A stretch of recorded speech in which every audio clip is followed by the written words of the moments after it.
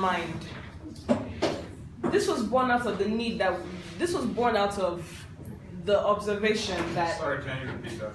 Okay. We were given a brief to change the perception of Africans to the world.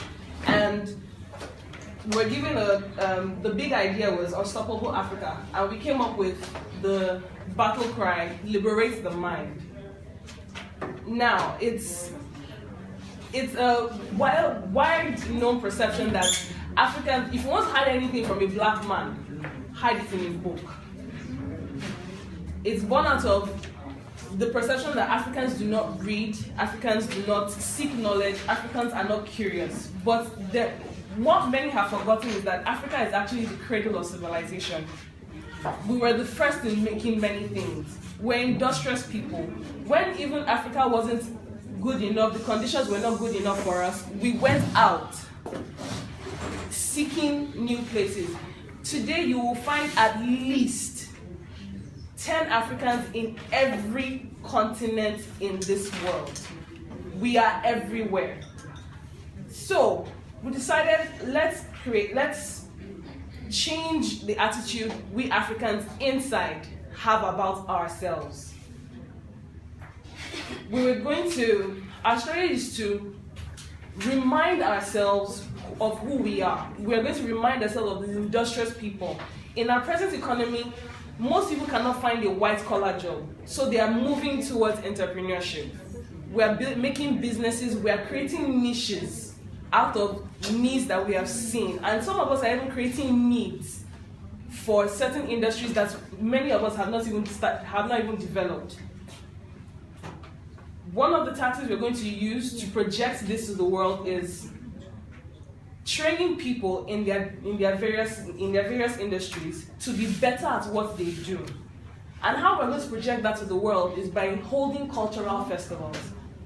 People in diaspora, the people in the US and other developed countries like to know more. So whenever they see Africans coming together to celebrate themselves, it makes them curious. So we bring them here. We use the social media platform. Our target audience, sorry, I skipped that, was the African youth. Because they are the ones that are driving the economy of Africa right now. We're going to build them to improve on themselves and carry this mantle of liberation of the mind. They are the most curious for now.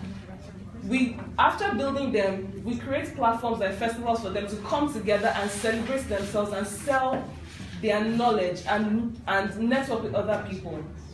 These festivals will now be projected on social media to the rest of the world, television networks and all of that, to project to developed countries, both Africans and non-Africans alike. It's proven that most of these people like to come to Africa to invest, not only to invest, but to find out what is new and what's going on. And in those festivals, they would see how Africans are growing.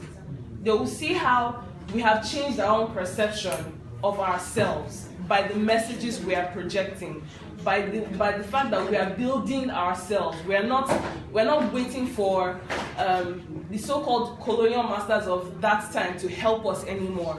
We are creating our own economies by empowering our youth. We will tell stories. A minute more. We will tell stories through our artwork. We will highlight our own football clubs.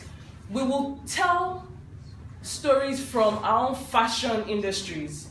We're already telling stories and projecting our own music. And we're already seeing that foreigners, even though black people, are investing in African music too.